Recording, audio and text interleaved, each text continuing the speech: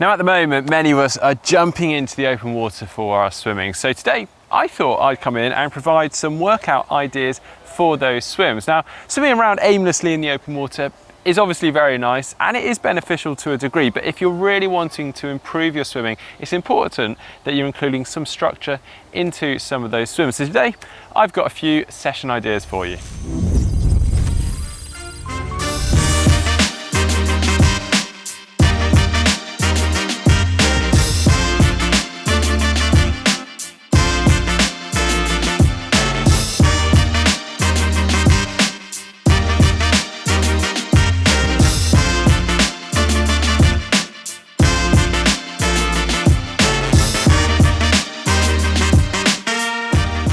Now, swimming in the open water can sometimes feel like a totally different sport when compared with swimming in a swimming pool. There are obviously quite a few differences, so it is important that we focus on some of those skills relevant to open water swimming. So before we delve into the workouts today, Heather's here to remind us of a few of those skills.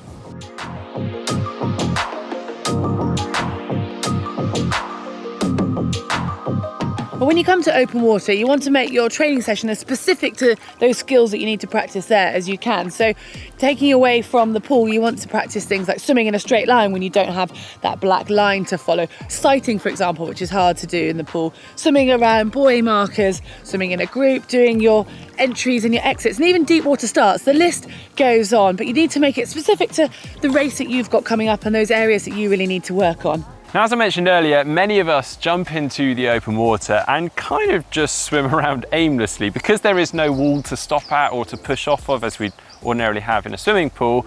We tend to just swim continuously until we've completed an entire loop or two, or we get to a certain point in our swim. Probably sounds quite familiar, right? Well, it's fine to a degree, particularly so if you're new to open water swimming, or swimming full stop for that matter. But if you're really looking to improve your swimming, well, it needn't be much different to that of swimming in a swimming pool. In fact, you can pretty much do the same sessions that you would do in a swimming pool in the open water. So you can stop and recover if you want to. You can scull, lie on your back, particularly so if you've got a wetsuit, or you can include some drills. You can include some changes of pace, some reps, some efforts. Basically everything and anything you would ordinarily do in a swimming pool, you can do in the open water. So let's jump back in the water with Heather, and she is going to run through how you would use or work a session into your open water swimming and some session ideas.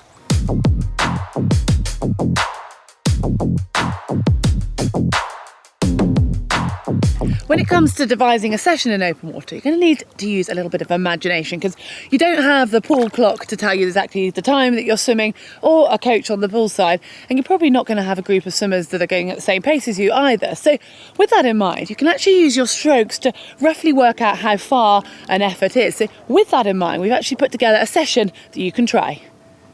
Okay, for session one, do a warm-up of 10 minutes easy and then 5 minutes swimming, building up to a strong effort, so finishing similar to your 70.3 pace, and then have a minute of resting, just treading water. And for your main set, swim 30 strokes hard and then 15 strokes easy, and repeat that 5 times continuously.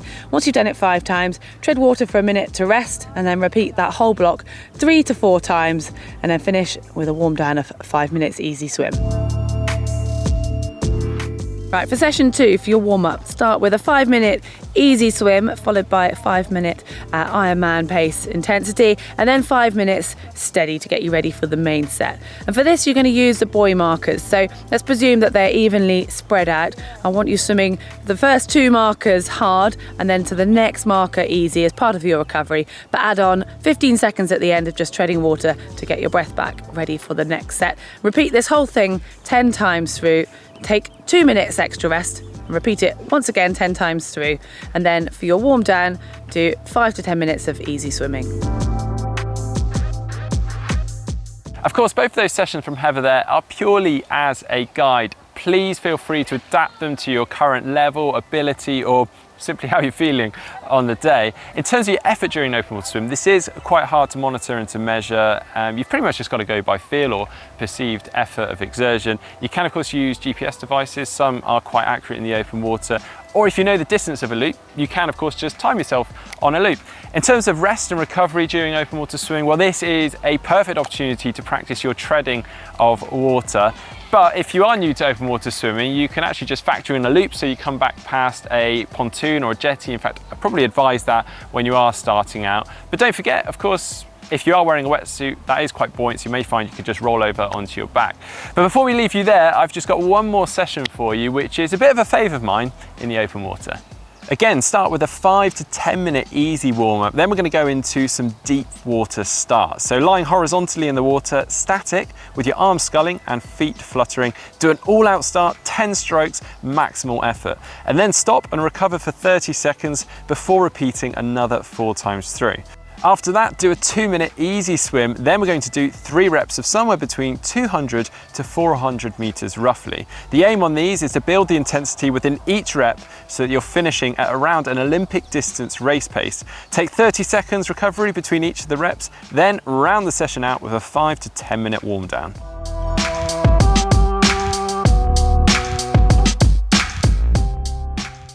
Well, there we have it, a real variety of workouts that you can do in the open water. We've got a nice mix of speed and aerobic endurance in there. If you do have any more questions regarding open water swimming or how you can keep your fitness up in the open water sessions, etc., please drop those questions in the comments section below and we'll get back to you as soon as possible.